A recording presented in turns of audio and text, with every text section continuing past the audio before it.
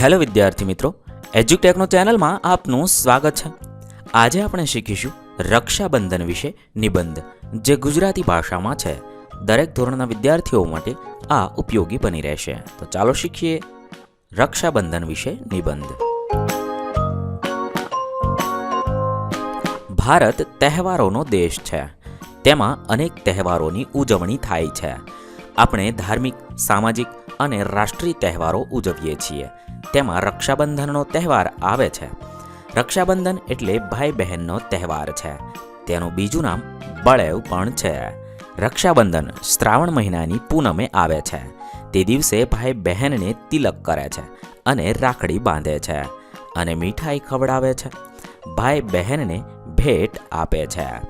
રક્ષાબંધનના દિવસે બ્રાહ્મણો જનોઈ બદલે છે। માછીમારો આ દિવસે નાળિયેર વડે દરિયાની પૂજા કરે છે। તેથી તેને નાળિયેરી પૂનમ પણ કહેવાય છે। રક્ષાબંધનનો તહેવાર બધા ધર્મના લોકો ઉજવે છે। આજ તો એક વિશેષ દિવસ છે જે ભાઈઓ બહેનો માટે બનેલો છે। રક્ષાબંધનનો તહેવાર ભાઈ બહેનના પવિત્ર સંબંધનો પ્રતીક કરે છે। આ તહેવારમાં ભાઈ બહેન એકબીજાને પ્રેમ, આદર અને સંભાળ આપવાનું વચન આપે છે। આ તહેવાર ભાઈ બહેન વચ્ચેના ભાવનાત્મક નાતાને મજબૂત બનાવે છે। ભાઈના જીવન વિકાસમાં બહેનની સ્નેહપૂર્ણ અને પ્રેરક શુભેચ્છાનું પ્રતીક રક્ષાબંધન પર્વ છે।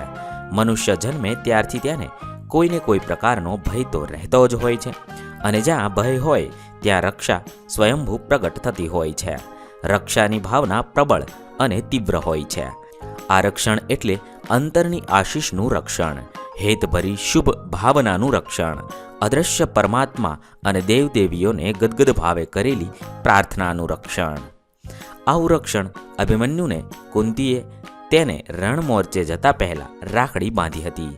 એવું રક્ષણ પ્રિયજનને આપવા માતાઓ, પત્નીઓ, ભગિનીઓએ રાખડી બાંધ્યાના પ્રસંગો પુરાણોમાં અનેક ઉપલબ્ધ છે।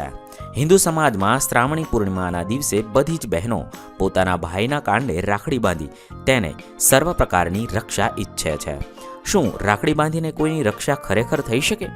મહત્વ રક્ષાબંધનનું નથી, મહત્વ છે અંતરના, જે અમી ઘૂંટીને રાખડી બાંધતી વખતે આશીર્વાદ આપે છે તેનું છે। આવો ભવ્ય ભાવનાનો તહેવાર માત્ર નિર્જીવ વ્યવહાર બની રહેવો ન જોઈએ। ભાઈને મન રાખડી બાંધાવવી એ વ્યવહારની એક રસમ પૂરી કરવી, બહેનને શક્તિ અનુસાર કંઈક આપી છૂટવું અને બહેનને ભાઈ પાસેથી કંઈ મેળવવાનો હક પૂરો કરવો। આપેલી અને લીધેલી ચીજો કે પૈસા એ ગૌણ વસ્તુ છે, એનું મહત્વ નથી, ભાઈ બહેન વચ્ચે સ્નેહમાં અભિવૃદ્ધિ થાય એ મહત્વનું છે। આ રીતે આપણે રક્ષાબંધન વિશે લખી શકીએ। વિદ્યાર્થી મિત્રો, ગુજરાતી નિબંધ નામના પ્લેલિસ્ટમાંથી આપણા તમામ નિબંધો મળી રહેશે। થેન્ક યુ દોસ્તો। એજ્યુટેકનો ચેનલ તરફથી વિડીયો નિહાળવા બદલ આપનો આભાર। આવા બીજા વિડીયોઝ નિહાળવા માટે અમારી યુટ્યુબ ચેનલ એજ્યુટેકનો અત્યારે જ સબસ્ક્રાઇબ કરો। આભાર દોસ્તો।